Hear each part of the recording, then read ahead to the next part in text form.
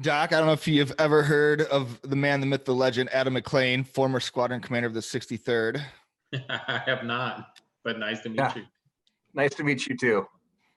All right, we'll kick this off. I know you guys got things to do. So Furlough Friday number 29, we have the skipper and the doc, the D.O.C, on the show today. What's up? I appreciate you going this way and not this way. Apparently I did that to somebody and they were really pissed off.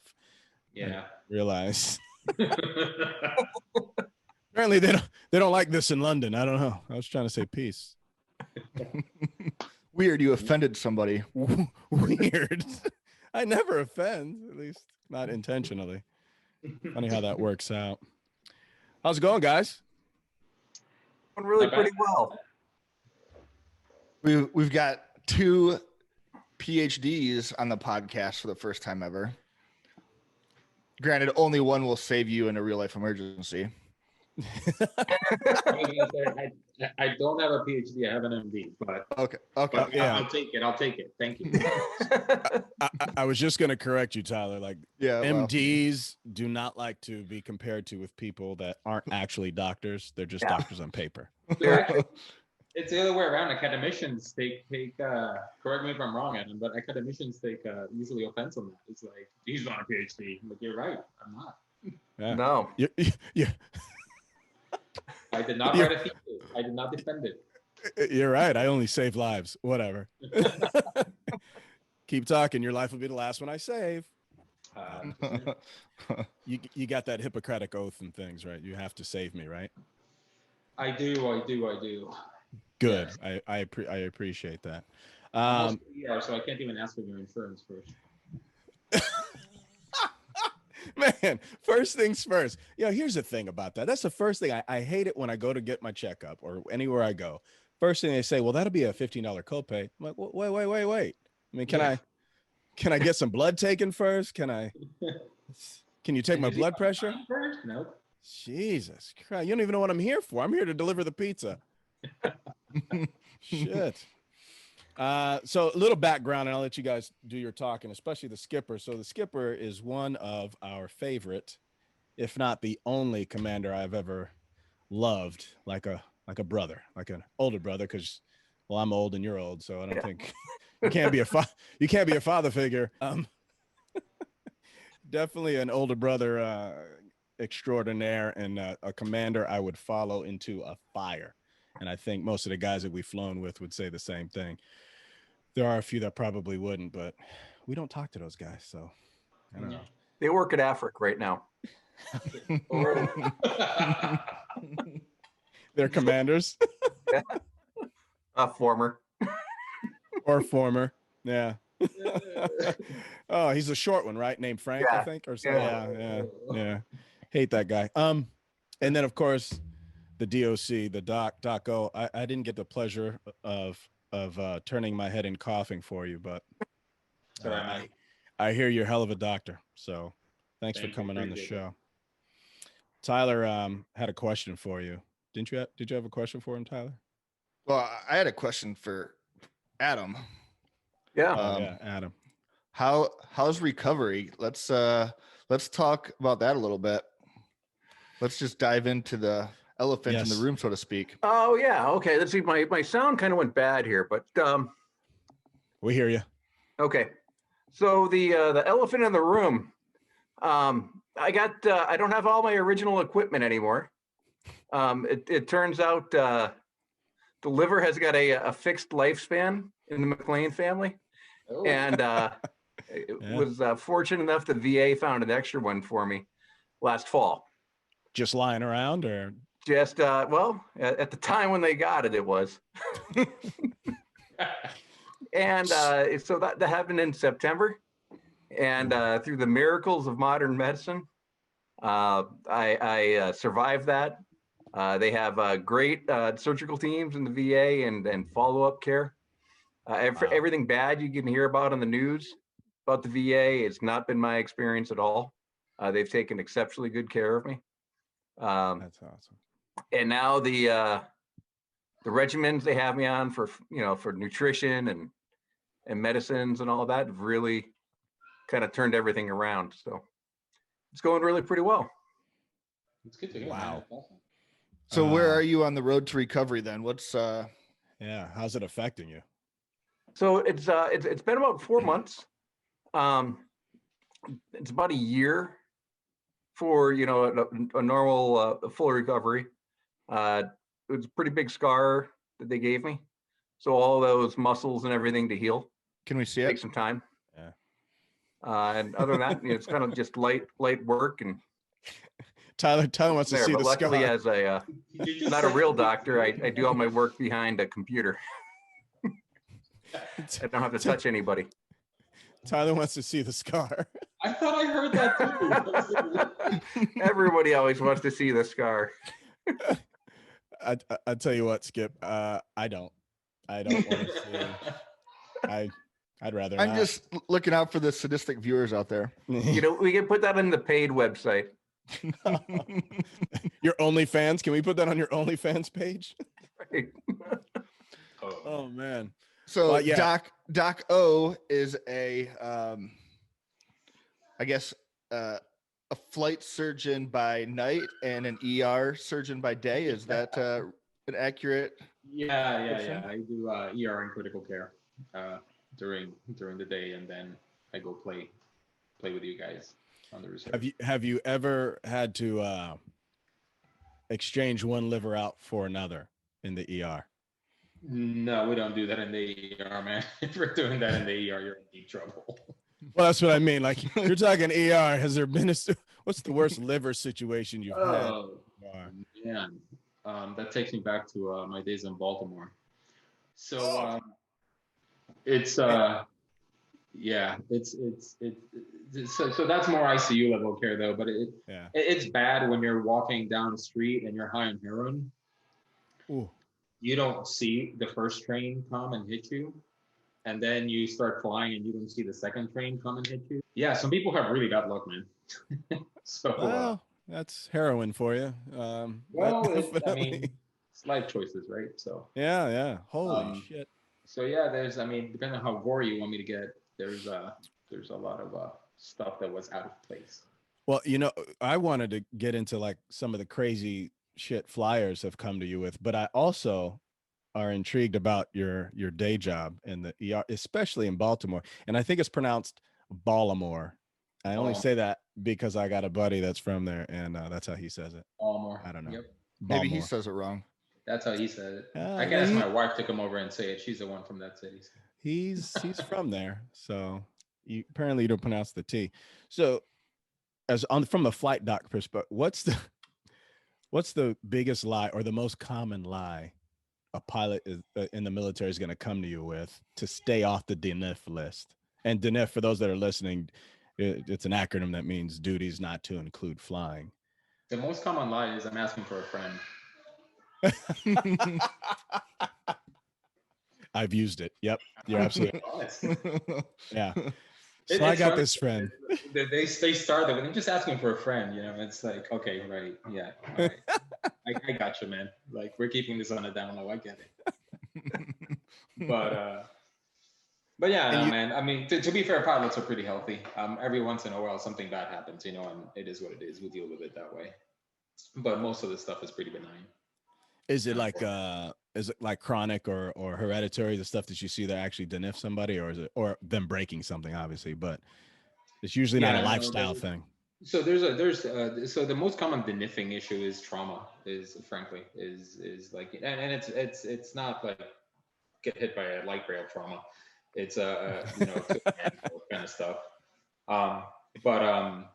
But when you start getting a little into our age, when the hurt starts turning white and stuff, and organs start doing their dance, then you start getting into a little more serious. But what I have found out is, as people turn older and they start getting closer to retirement, they don't mind as much. Yeah, because it goes into our file, and then we get to take disability at some point, potentially. Right. So from that perspective, then it's it kind of gives me a little more free reign to go evaluate and look for stuff. Well, hell, I wish you would have done my out checkout. That would have been great. Yeah, I got this, I got this, I got that. Oh yeah, all kind of. Start checking the boxes. Yeah, I got a third nut. I'm retiring in March, and I'm under the assumption there is no exit physical in the reserve. We just go straight to the VA. Is that correct? You're retiring? Mm-hmm. No, there is an exit physical. Oh. It's a separation physical, basically. Okay. I won't be there. I don't have any paydays left. I was gonna say that's typically how it goes. You don't show up for it. There is one, no one goes, and they end up going to the VA. They made it now that every time you deploy in the reserves and you come back, there's a separation physical, which I find incredibly annoying because all these guys are still serving. So, but I don't make the rules. I just follow them. I don't make the rules or follow them. That's probably why they were happy to see me leave. On many levels. So do you have the most embarrassing DNF story? I love these doc stories, by the way. Oh man. The most embarrassing reason somebody, and you obviously you can't say names. No. I have to be careful how I answer this because it's a very small squadron. Well, it doesn't have to be from our squadron. No, I realize that, but it's uncanny how people put 2 and 2 together and they go, wait a second. Wait, So, like Mike Daly thought he had gout in his foot, but he broke it when he kicked something when he was drunk? Well, I mean, that's not that embarrassing. There's way more embarrassing stuff, in my opinion, at least. Well, I'm like, come on. I'm gonna take a pass on this one. I'm gonna think on this for a while. Okay, yeah, he's got a career to salvage here. I have to be careful. And keep in mind, we edit this, so you don't have to worry about if it's gonna incriminate anybody. We'll definitely take it out. But think about how to word it, and then Well, why don't we have Tyler kick us off with the most embarrassing thing he's gone to the doctor for? That was going to be the next question. Thank you, Skipper. What's the question? For Tyler, what's the most embarrassing reason why he ended up on the DNF list? Tyler can answer that. Yeah, I mean, honestly, I can't think of anything off the top of my head. I mean, I've been dealing with eye issues for a while, but everybody's like, "Oh, you have pink eye," but apparently it's not pink eye. I don't know what it is, but why I think a better question is how would you have gotten pink eye? Can you answer that? Bella's farting on my pillow. I don't know. Bella's your dog, though. I mean, you gotta. Bella's a dog. you gotta tell the viewers that. Let them know. Jeez, it's not your housekeeper or something crazy. It's your dog. Yeah. No. Apparently, like my cornea is thinning or misshapen or something. So they got me on a bunch of meds for that. Probably shouldn't be telling you. Well, I'm never flying for the Air Force again anyway, so I can tell you whatever, Doc. There you go. Say, wait, what? Oh man. Come on, man. Give him a pass. This is not an exam. You're leaving in March. Is that true? I didn't know that. March 5th. Well, yeah, it doesn't matter now anyway. Well, he hasn't been flying for how long? For the last couple months? Yeah, I think I flew once in 2020. Oh my gosh, what a year, huh? Mm-hmm. Yeah, man. Speaking of organs that do a dance, Adam, what is your liver doing? What kind of dance was it doing? He probably can't hear us because his backdrop is so loud. This could be it. I've never seen something so hideous. What kind of hotel are you in? Oh my God. For the viewers or the people that can't see this, the girls are all very nice here, though. I bet they treat you right. I don't even know what to say about what's behind you. That it's blue, red, yellow. There's squares, circles, doilies. I think a doily is a shape. It's horrible. That's definitely not a Marriott, is it? What's cheaper than a Best Western? Motel 6. Super 8. Super 8? He's at a Super 8. They pay in 45-minute increments. Hey, did you get a brain transplant, Adam? Because you're really slow right now. He can't. He's not. No, I was able to keep the brain. They said there wasn't a whole lot left that works, but it's functional. Oh, really? Yeah. I bet. I bet. Talking about the liver or the brain? I'm confused now. Oh, definitely the brain. He lost the liver. Amazingly enough, his brain's been able to function at a pretty high capacity in my experiences with Adam. I don't know how at times, but I don't either, man. The brain, the guy, I think it probably should be studied. Once, so speaking of the brain and the mind and the mental welfare of your situation, obviously the liver transplant isn't completely hereditary. There was probably some lifestyle choices that led to that. Is there any, like, how is your mental well-being in the sense that, you know, you can never, yeah. So my academic studies are in performance psychology. That's right. And it has been, I've used every skill and technique that I know out there to kind of keep going through this. Wow. Like I said, I've got a really good support team, but obviously they have lives too. Oh, so you really learn to focus on what it is that you can control. And if it's only a portion of it, then that's what you focus on, and you can kind of control that. And then, you look for the good. Oh yeah. In there, and definitely. what's kind of avoid the bad of what's there, because it's going to be there no matter what. So being able to at least recognize that mind-body connection, and how certain physical triggers will tick you off mentally or emotionally, and the same thing will tick you off physically to do that. So everybody has their own challenges, but part of it is to just recognize what those triggers are, or how it is that you're walking into it to go there. So, if you can avoid the really, really dark places, that usually works out the best. So try to fight your way out of that. But the dark places, yeah, there is what are, scares most of and us. the VA again has got really good support in there to do that with you. And I think that's so overlooked though. Like, Doc, if you want to chime in on that, like that's the mental health game for flyers, especially. Look, when we come back from a deployment, we come back from something, you know how that medical debrief process goes for us. It's like no straight down the line, because we don't want, it seems like, and I know, correct me please if I'm wrong, because I probably am, we get deniffed the minute we walk into the room. It feels that way. Like, we'll tell you, hey, I got a hangnail. Ooh, yeah. So here, sign right here, then we can see what's going on. And it feels like that. I know things have gotten better since the last time I ever deployed and all that, but the mental state. Do you deal with that any at all as a flight doc? With the mental state of flyers? Yeah, or guys coming to you confessing after deployment or something, or they're just bothered. Yeah, they want to come to a flight doc. So listen, man, flyers in general, specifically pilots though. And docs and healthcare workers are really not that different. Yeah. If you look at the psychologist, he was saying, as Skipper was saying, of how we deal with things and how we approach problems, and hell, even IQ levels, they're actually fairly similar. Sure. In both populations. The level of detail that's required, the focus on task at hand that's required, right? Because if I screw up, somebody dies. If you screw up, a whole plane crashes and a bunch of people die. Yeah. So that is there. Now, as a group, pilots have an uncanny ability to compartmentalize stuff.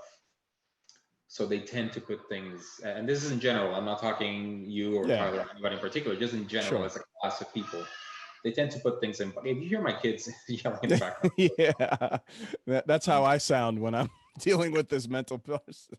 I got 4 or 5 and under, so they are a handful. They're having a good time. So they tend to put things in buckets, right? And the question is which bucket are you gonna tip over and delve into? Yeah. And I have found that I would say about 50% of you guys are very reserved as soon as they step into that room, because they have that preconception that if any of these show, I can't do my job anymore. Yeah. Now, I have worked with a lot of different flight docs as colleagues, and I can tell you that most of us are not out there to get you, and most of us actually really care and want to keep you up there. That's kind of our job is to keep you guys flying. Yeah. My job gets infinitely harder to do if you don't tell me stuff until the last minute. Like, because then cat's out of the bag and all these things have happened and now you need a liver transplant and there's nothing I can do. Like, I mean, at that point, yes, you're the NIF. I'm sorry, you're having seizures. Like, I can't fix that. Yeah. But if you had told me at first when you just had a little bit of abdominal pain or a little bit of a headache, then, you know, not necessarily need to go to NIF, but you give me a chance to try to figure out what's going on. Yeah. Unfortunately, the system is designed that if you get a certain diagnosis or something gets in your chart, I have no choice. I am bound by the MSD. I am bound by the Medical Standards Directory. And if I don't follow that, God forbid something happens, they're going to come back to me and say, you let this guy fly when you knew this. Sure. So yes, there are some things that kind of kick you out. And what I have started doing is whenever I see the conversation about your friend starts going in a certain direction, I stop you. About your friend. Well, you know how it is. It's that your friend needs to realize that if this gets to this point, I have no choice. Yeah. So you need to tell your friend that you kind of have to work in your head, how serious is this for you? And do you really want to be this forthcoming? Because once you mention X, Y, or Z, I have no choice. I cannot unhear that. That bell cannot be unrung. Yeah.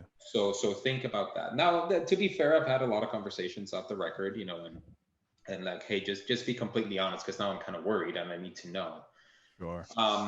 But the Air Force kind of frowns upon that, and I understand why. Like, you know, there shouldn't be anything off the record from that perspective. But I one of the hardest things for me to do is to build that level of trust.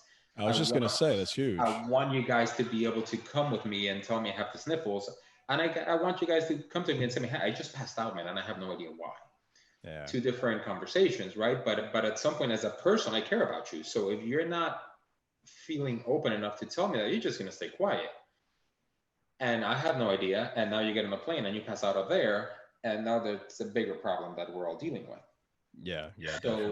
So that's kind of like the sort of juggling act that we need to do. Mental health is a different bucket altogether, because there's also a certain I don't know how to call it, like an aura around it, or there's a stigma. There's definitely a stigma around it when it comes to like, it's the stigma that comes with it, and people don't want to be labeled as, you know, being crazy or something or other.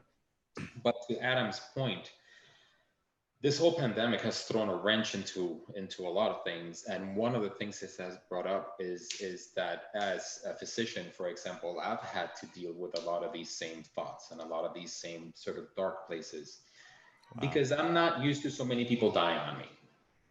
And as chief of critical care at my hospital, for example, you know, there's people you just can't save, but we're used to dealing with that. But when it's one after the other, after the other, after the other, it starts getting to you.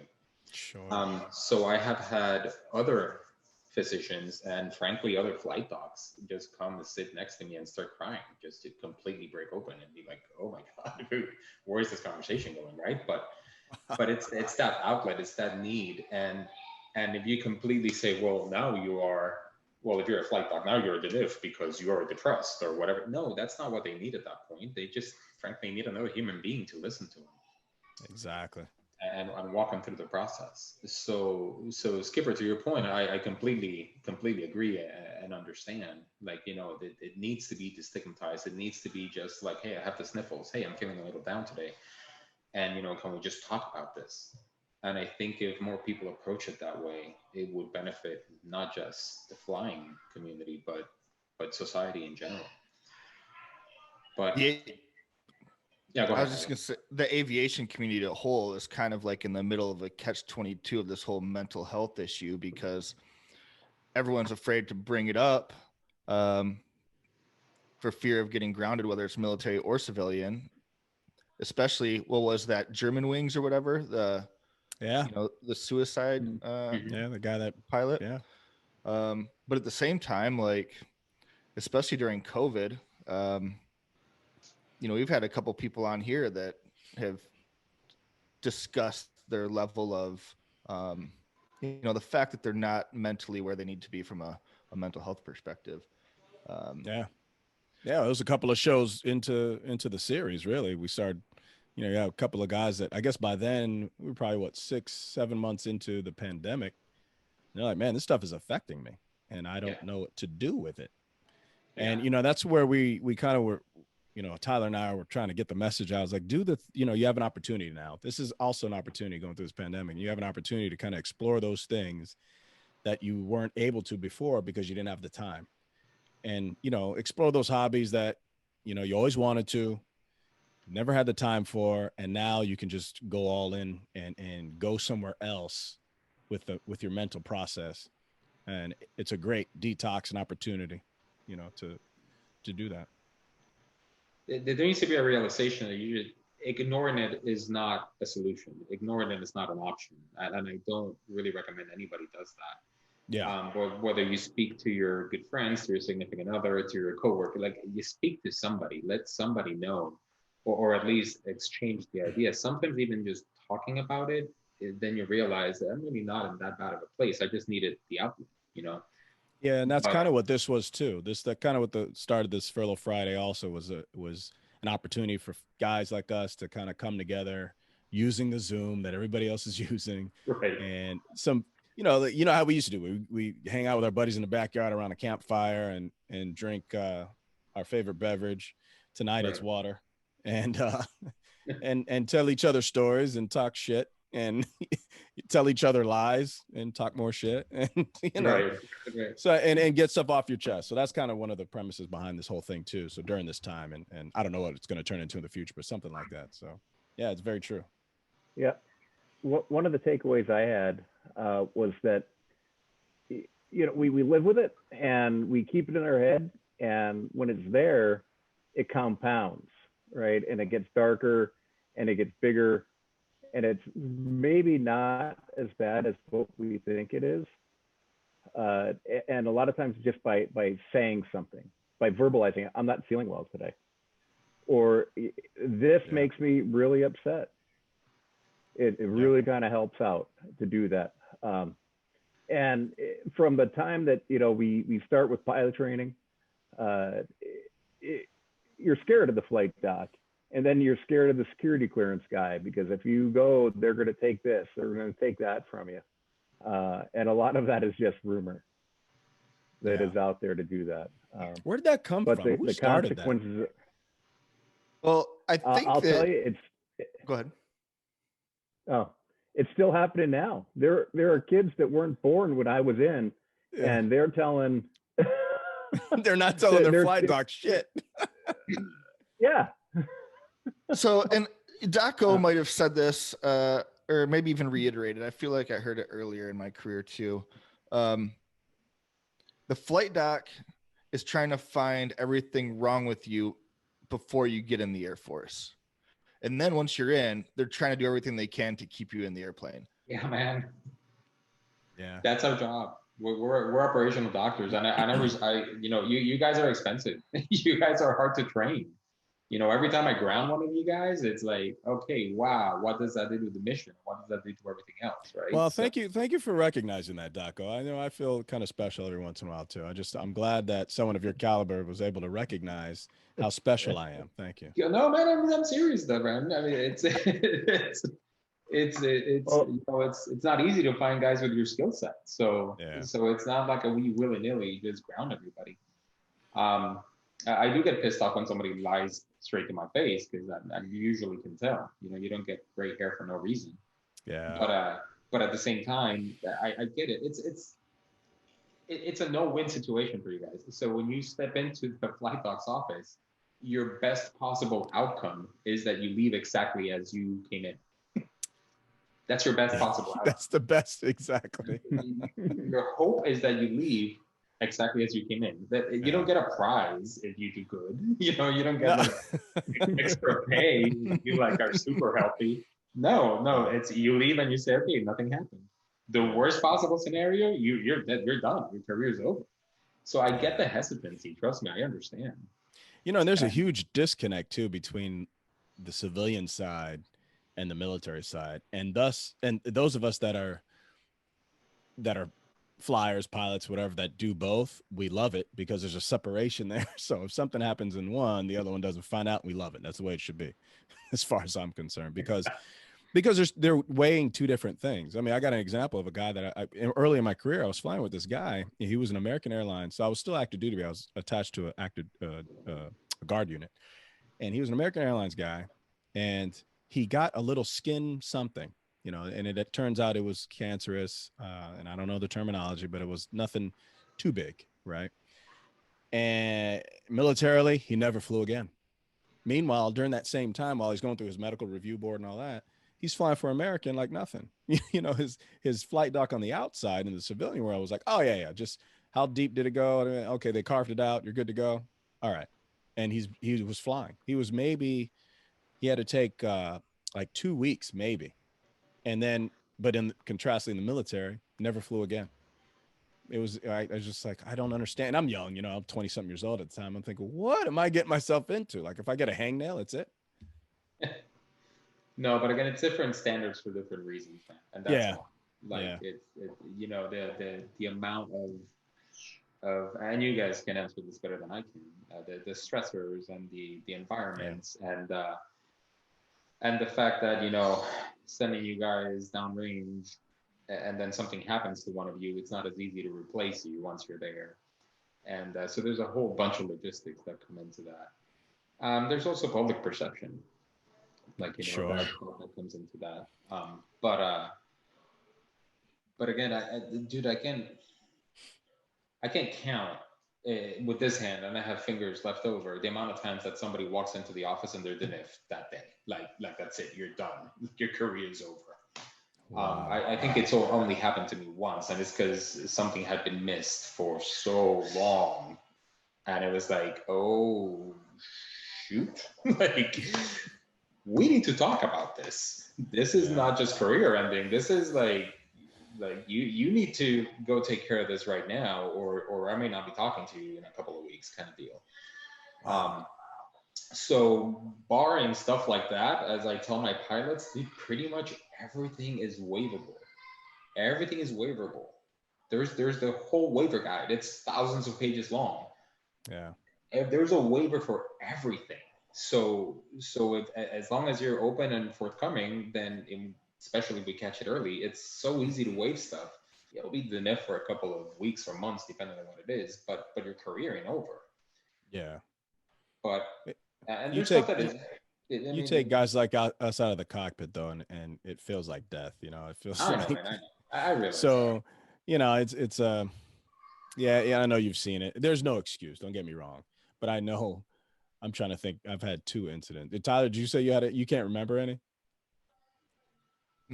Adam, did you have any coming up that you were like, I'm just gonna let that go? Yeah, I had one flight doc that said you can't answer the questionnaire honestly. Really? But yeah. Okay. What was it? Yeah. Never mind. Yeah. No, but you know, to kind of circle back to what you're talking about, how with your exit physicals and all that too. I think it is important to kind of get in there, and one for the short term, because obviously you don't want to hurt yourself or somebody else, one of your brothers or sisters in the aircraft. But 2, you want to take care of yourself long term, because your time outside the cockpit's a lot longer than it is inside. And when you come back later and say, you know, this doesn't work, and it hasn't worked for the past 18 years, and they look in your record and says, well, you said it's been working just fine. Mm-hmm. It becomes a lot harder then to say, well, I was just kidding. Remember that friend I was talking about? Yeah. It was me. I'm the friend. Shit. Right. I think I was terrified of going to a flight doc and telling this flight doc because I was still competing and grappling and hurt myself, and I completely annihilated my shoulder. I had a pre-existing injury, but I went in there again, and I was down in Pensacola and wrestling, and I just crushed. It was bad, and I could barely move. I'm in it like this, but I didn't want to get taken off the line and all this. And to your point, Adam, I finally was like, okay, I guess I'm just gonna have to bite the bullet. And I went in, and sure enough, got the NIFT and all that. But fast forward, it's in my record now, and that's one of the questions they asked about. They go through your medical record, and they're like, oh, you had a complete shoulder issue here. I'm like, yeah, okay, well, that's 10% or something. I don't know what they gave me, but they give you a percentage of disability, right? It still clicks, like it wakes me up, but but had I not done that, who knows? I mean, there's people that have done. I mean, the worst one, and that wasn't even the worst one. The worst one, it kind of was insidious though. Like I didn't realize it was going to be this bad, but I carried right before deployment. I carried in a impacted tooth. And I didn't know. This is the first time I didn't have my wisdom teeth taken out, right? I had no idea the effects. So I go in. I before deploying, they say, yeah, it looks like you got impacted. You probably want to get those taken out before you deploy. Is it bothering you? I'm like, no, never has. Like, I guess maybe I'll be one of. And he's like, and the dentist is like, well, maybe you'll be one of those people where it doesn't affect you. So I'm thinking in my head, okay, I'm good to go. I get over there. And you remember Tom Hanks' character that he took this tooth out with a skate on Castaway, I think the name of the movie was. I'm gonna call you Wilson from now on, just so yeah, dude, I'm telling you. Well, they were messing with me. So that's how I felt. I couldn't believe, and it hit me when I was flying on the way back from a mission. I was like, what is happening to my face? My whole head, like. And it started off because I felt a little sick. I didn't know why. Then the pressure started. It was the most insane sensation. Those of you that have felt it, you know what I'm talking about, that I've ever had. And I had it on a deployment in the middle of the desert, and I didn't know what to do. So I go to the flight doc, and they're like, "You have a what?" The command, everybody's pissed off at me. I'm like, I don't know. Like I went, he said it was fine. What do I know? When that starts hurting, you are a worthless human being. There's nothing you can do. I couldn't believe it. And that's it's not even a sharp pain, right? It's like this, it's hard to explain, but it's a pain. If you've never felt it, then good, because it is weird. And now, you think you got a high pain tolerance, and that's the thing. It's not that kind of pain. Man, they had to air evac me from that base to some other old base, and took me to like this makeshift dentist, whatever, that used to belong to the Iraqis, and it was something out of horror movie. I'm talking chains with hooks hanging from the fucking ceiling. I was like, where am I? And it was so local anesthesia, like no laughing gas, no. Yeah, It's a hammer. Bam, and takes a tooth out, and then sews me up. Good to go. Get back out there, champ. I'm like, what the fuck just happened to me? Yeah, and meanwhile, there's like soldiers in there from an IED, and oh yeah. What's the matter with you? I got a sore tooth. Yeah. That's another issue. Like I dare not say why I was there. Thank God it was a dentist. It was straight dentistry. It wasn't the actual like an ER, a triage out in the desert. Because I'd keep my mouth shut and not complain about anything. Well, I couldn't complain about the pain, because at that point now I'm just scared for my life. I'm like, what are the big ass hooks what are the meat hooks for hanging from the ceiling? Like, what's that about?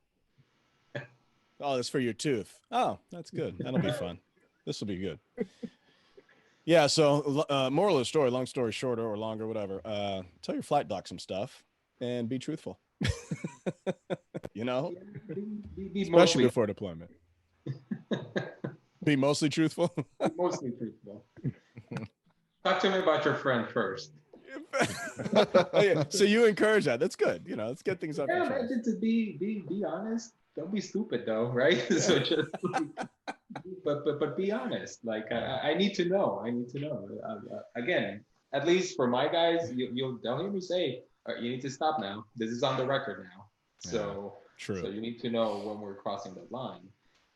But yeah. Man, I missed out, Tyler. Man, I like this flight doc better than our old one. Our old one was he was horrible. Does he listen to the show? He doesn't listen to the show. He was a horrible doctor. I had to question where he got his medical licensing from, out of a Cracker Jack box of some sort. He was not good. He drank a lot, probably on the job. I'm not sure, because some of his diagnoses, you have to wonder, what are you talking about, doc? Why are you going to take my foot off? What are you saying? He was, I don't know. Doc, if you're out there and listening, you weren't good.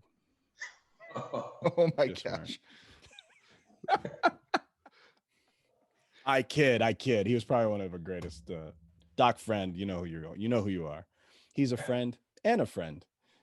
No, he was good people. We had a good time with him, and he was my last flight doc that I had the pleasure of flying for or with or whatever. And he was good. Great on the road. Like, he was good stuff. I miss him.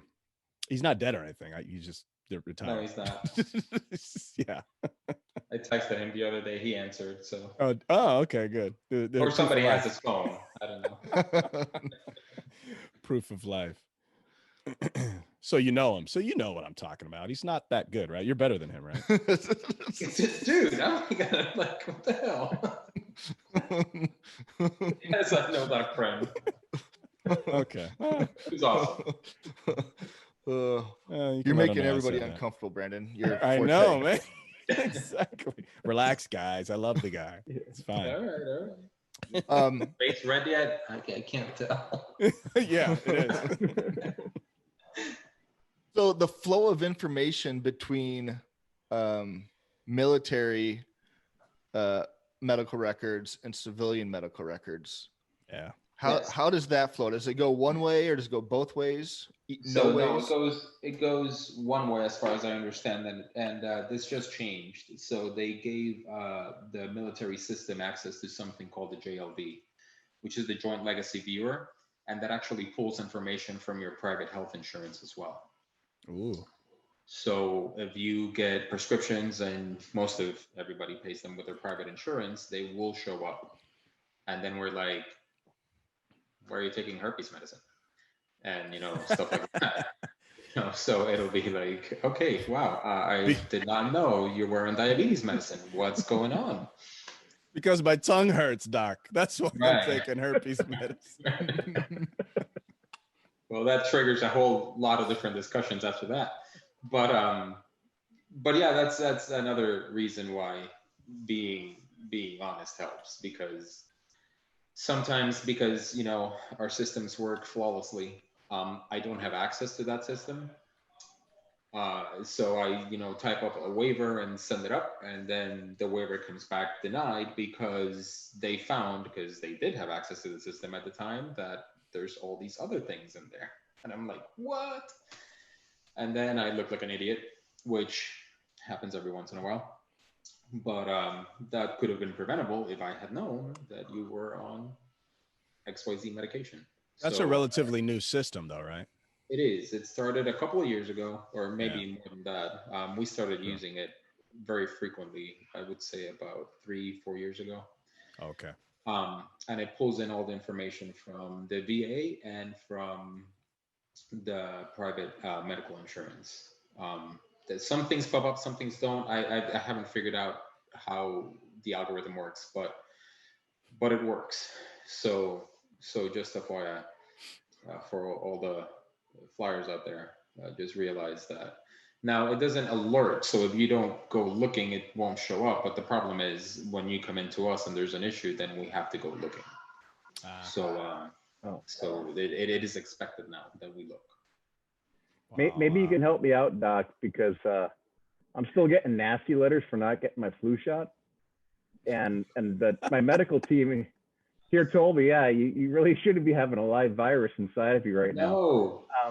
And so I called up the flight surgeon that services, and he said, well, we need all your clinical notes I said, this is one hell of a ruse if you think I'm doing all this just not to get a shot. Yeah. Yeah, no. I mean, I'm gonna go out there and say they already know you had this liver issue, right? Yeah, I told them all about it. Okay, so yeah, that's pretty standard medicine. If you're on immunosuppressants, you shouldn't be taking a live attenuated virus. So Yeah. what should happen, since you're probably going to be on that medicine the rest of your life, is they should just give you a permanent flu waiver. So this guy, he wanted you to prove that you had a liver transplant and that you couldn't. Did you show him his car? Did you? Yeah. You could have fixed this on Furlough Friday 29, bro. Yeah, he was out at like flight school for like 6 days. So like, you know, I've seen this before. You guys are just trying to get out of the shot. Yeah. So that leads to another hot topic question then. Is the COVID vaccine, that's not a live virus, is it? No. That's mRNA encoding the protein, so that's totally safe to take for people with immunosuppressive issues, or it should be at least. Why were they saying like the second shot was affecting people though? Like it was making them sick, even though it attacks the protein. So the first shot, I think it's more of and I'm not an immunologist, I'm going to start there. Sure. But from what I've seen, so whenever you get exposed to a new antigen or a new molecule, a new whatever, the first time your body sees it, it usually does not react to it. So for people out there who are allergic to strawberries, for example, the first time they eat a strawberry, probably nothing happened. Your body that time recognizes the antigen and creates all the system that's going to react if it ever sees it again. And then you eat another strawberry. And now it clicks. And now you're like, oh, and all that stuff happens. So my guess is this is something similar that's happening. Probably not even necessarily to the mRNA or the actual protein, the spike protein that it encodes for, but it may be even to the lipid layer that they're using to deliver that protein into the cells, or that mRNA into the cells, I'm sorry. So there's so many different factors in there that could cause this, but that may be why some people sort of developed a stronger allergic reaction or a more severe reaction the second time they took it. It's like, yeah, the first time you got sensitized, the second time your body reacts to it. Got it. Oh, that makes sense. I've had both now. I took my last one the 25th, so 2 days ago, and I've been so far a little bit of pain, but other than that. Was it the Pfizer or the Moderna? Moderna. Yeah. Good stuff. So yeah. A lot of the reactions I've seen have been to the Pfizer, by the way, and this is just completely an N of 5. So I can't tell you that this is anything proven or disproven, but just I've seen a little more reactions to the Pfizer for whatever reason. But as far as safety is concerned, it's safer than getting COVID. I'll tell you that much. Touche. That makes sense. That's a good point. Are you able to take that, Mclean? Yeah, I should be able to. Okay, good. Is that vaccine going to protect against the multiple strains that are popping up from other countries? Yes. You know what I heard? So I had a buddy he's an ER, and he did a bunch of study in infectious disease. He worked for CDC or something like that. He's smarter than me, so I get lost in some of the things that he says. But he mentioned that because it attacks the more stable protein, not the mutated proteins, not the proteins that mutate, that it still is effective against the mutated virus. So, correct. Whether so I learned something from him. So he's gonna watch the show. I'm like, oh, you see, I'm talking you should tell him. Yeah, I was paying attention, and now you're online. But no, yeah, as far as I understand it, you're exactly right. It may not be as effective, but the jury's still out. But is it effective? The answer is still yes. Sure. Whether it provides the 95% protection that it's been touted, I don't know. Yeah, well, I dig it. That's all right. I don't know. So I got a couple more questions, Todd. I know we're about an hour, guys. We say we'd respect your time. So, first question is, are you the better brother? Actually, the question could be addressed to both of you. Daco, you go first. So define your parameters for answering that question. Nah, I'm not gonna do it. You just got to go for it. You don't even have to explain your answer. I can't say that, man. I can't say I'm the better brother. He's my little You know brother. what? See, exactly. By you even saying that, it shows what the character of the man. That's great. Yeah, and there's two of them. They're twins. It's like, yeah, no, I can't do that. No. That's cool. No, we all get along pretty well. We always have. We're only 2 years apart, so yeah. We grew up together. We played together. We still do. So the eldest is a doctor on multiple levels, and the twins are both lawyers. Yeah, funny how that worked out. Wow, that's the proud parents. I got to tell you. Yeah, I got to tell you how many arguments I lost as a kid. Exactly. And you're the oldest. You finally just have to say, look, I'm the oldest. Just do what the hell I say. Get out. Pretty much, man. Yeah. It's like, you see this? You see this? And of course, my second question, have you come up with the craziest injury or most embarrassing story? He won't do it. He won't do it. I have one in my head, man, but I can't.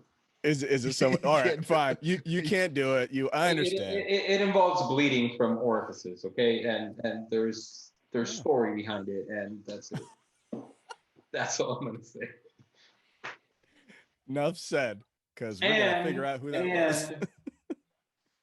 No Denif. No Denif. Look at that. Because I'm thinking if I'm bleeding from my ass, I'm not flying for a while. Who was the ass? The number one. Let me just. Oh, I meant. Right? I mean, I don't. I'm just speculating. I'm just your mind just for went. A friend. I got a friend. Yeah. Why did your mind go there, man? I don't know. I know, because it's deprived, Doc. That's why I didn't have a really good military career. It's probably good that you didn't see me when I was under the flag. So Skipper, are you the better brother? He is by far the better human being. And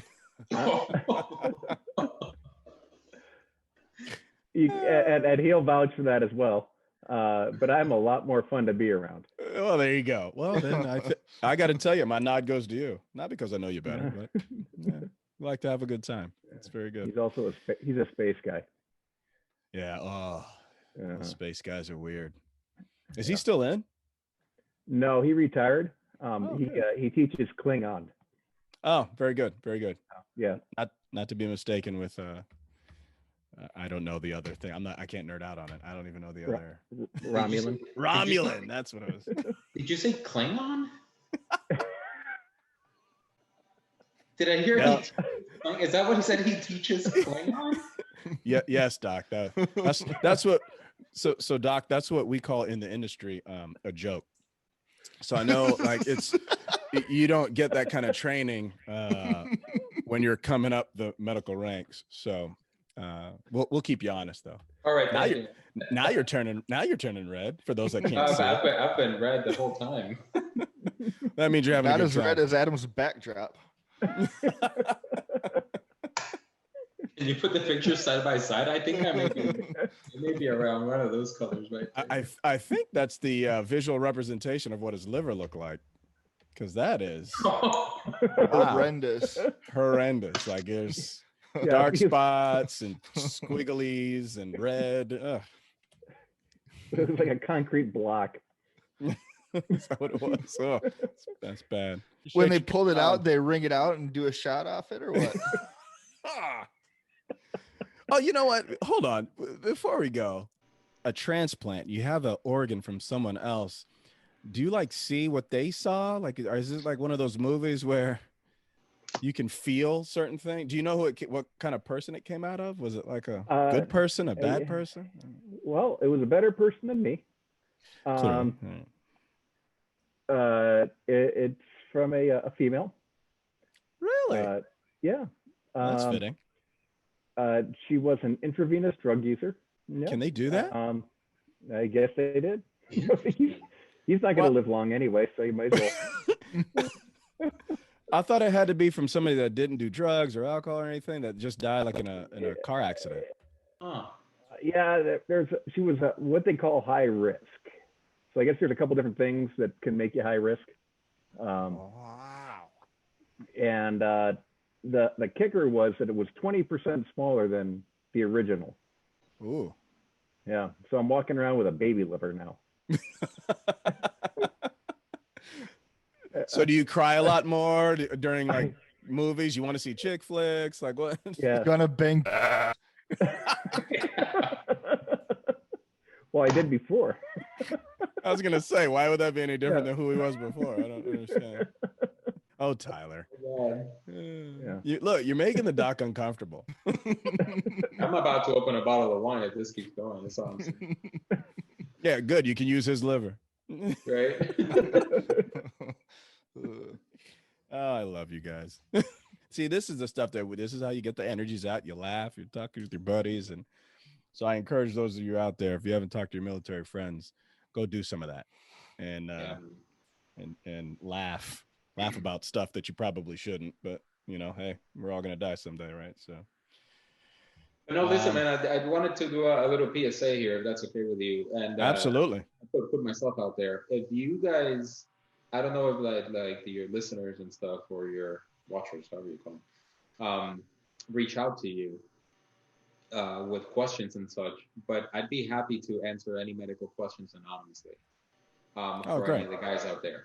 Because what I want to do is demystify this and give people an honest venue where I can tell you I'm board certified in emergency medicine, critical care, neurological critical care.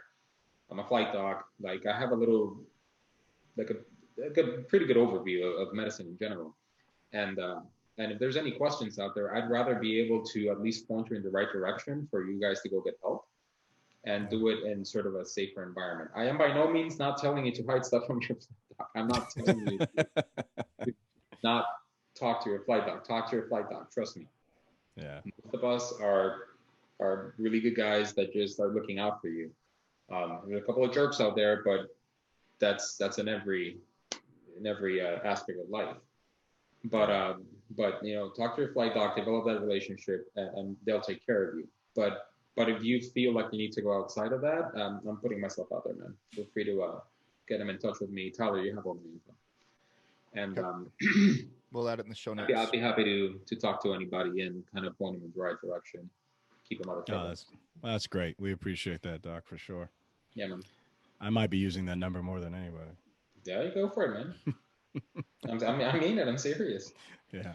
Yeah. I mean, I'll pick up after the third phone call. I would just ignore you, you know, but. Could do that too. Do they Venmo you the copay first? What's that? That's a great idea. Yeah, see, so that's what this is really all about. The anonymous doc sounds like a great Instagram outlet. Tell them to email you questions, and then we'll do another one of these where I just go through them. You know, however you want to do it. That would be awesome. I think we might be producing our next podcast. We'll call it Doc Anonymous, and then he'll just read the most random questions, and he'll answer them. You'll be surprised what people ask me. So, Doc, I got a friend that, well, fell face down in the fire pit.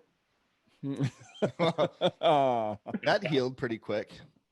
Yes, it did. Yeah, it did. Yeah, never dive face first into a 3-foot pool. That doesn't work very well. I won't tell you who did that either. Personal experience. Nah, it wasn't me. I was like, wow, that's gonna hurt in the morning. It's crazy because he had to give a briefing in front of the squadron after the next day. About pool safety? That's okay. I thought you were actually talking about me. I'm like, I didn't dive. No, you know who I'm talking about. I know who you're talking about now. And it was magnificent. He had Band-Aids on his face. Like, what happened? And I don't even think he remembers. That's the weird part. I don't think. It's like, I don't know. I woke up with Band-Aids on my face, and my nose, the middle of my forehead, my nose, and my chin are all scraped up in a perfect line. I wonder how that happened. Don't tell your flight doc. Oh, man. All right, guys. Furlough Friday 29, man. The skipper and the doc. This was a good one. I like you guys. Thank you. Excellent. Appreciate you guys for coming on. And obviously, Adam, the skipper, we love you, brother. Get better. And, you know, if you need anything from us, obviously, call upon us. You're here in town now, so. I shall. And Doc, thanks again. We appreciate you. And I think you're going to be on the show again if you'll allow it. If you know, I know you're a busy man. Good.